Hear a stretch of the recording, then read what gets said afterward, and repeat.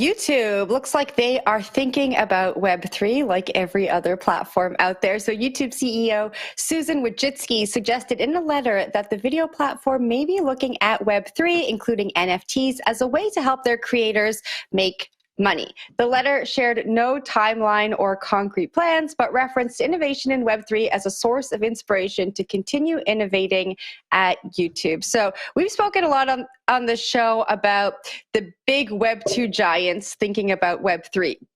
And I was just at the North American Bitcoin Conference, and William Quigley of Wax said that he thinks that new incumbents are going to win Web3, and the Web2 giants aren't the ones who are going to really be able to innovate in the space. He was talking about gaming, but I think it could apply here as well. So Naomi, I'm going to kick it up to you. What do you make of YouTube getting into the Web3 space? I mean, it's not surprising, but do you think that they can continue to innovate as fast as new incumbents?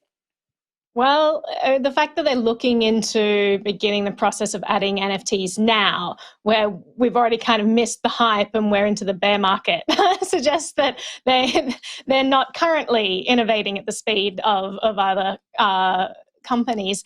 But that doesn't mean that this is a bad idea. So currently, if you have a YouTube channel, you have the option of adding this merch shelf at the bottom. You can sell sweatshirts and caps and whatever. And it's a way for content creators to monetize their channel. Of course, content creators could use other platforms. They could just put a merch link in the description, have something completely separate. The benefit of what YouTube has done with this merch shelf is that it puts it right there front and center and says, you know, if you want to support this creator, buy some of their merch. And it's just a super easy click. This could be a great way to integrate NFTs and say, like, this is my legitimate NFT. I think a lot of the confusion around NFTs right now, it can be scary for people if they don't know whether something is legitimately from the creator it says it's from, right? You could have a Daft Punk NFT out there and someone's like, oh my God, Daft Punk never does stuff like this. I'm going to buy this NFT. And then you find out, oh no, it was a scammer pretending to be Daft Punk. And so it could be really scary for people to be able to trust these creators. Now, if you had something directly underneath your YouTube channel that said, this is my NFT,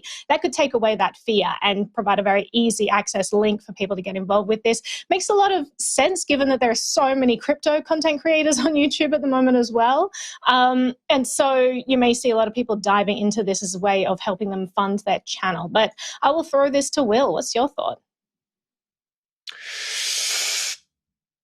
Kind of agree with you, kind of don't. So let's look at like the numbers a little bit. So there's been like this talk about NFTs being in a bear market. If you look at the numbers, Frank Chaparro, the blog, had a nice piece about this the other day. It looks like they're actually holding up in terms of volume pretty nicely. January was one of the highest months for NFT volumes, and the price floor for NFTs and like some of the bigger collections is actually holding up pretty steady. So might not be a bear market quite yet, which kind of leads me to the second point, that it seems the NFT market has a lot more legs than anyone on this show, I think, thought about, just kind of going back through the year. Especially you. Kept calling the top. Especially me. Public enemy number one, right? I called the NFT top like 3 or 4 times wrong every single time, and I am having some fun staying poor by myself here.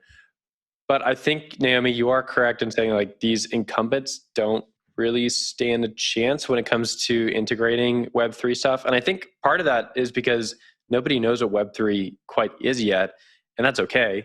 We're not like at a finished product, right? Web3 is supposed to be this innovative kind of combination of money and the internet.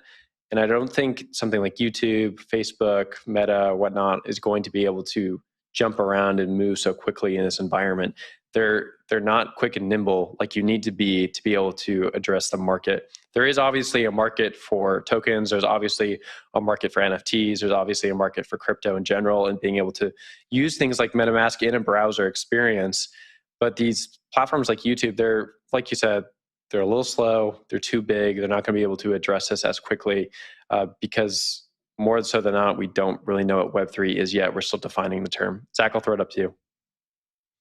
I just wanted to echo what you're saying. You know, NFTs have proven to be a bit resilient, or at least different from the existing crypto market, right? You know, these prices aren't sinking as fast as some of the other crypto assets are in the market today. So it may suggest that, you know, the concentric circle of like diehard crypto users and NFT collectors and buyers, sellers, whatever you want to call them, maybe those might be maybe different worlds, and that Venn diagram might be fairly small. So that's the only thing I wanted mention there, because it is interesting to see that trend shaping up in the market.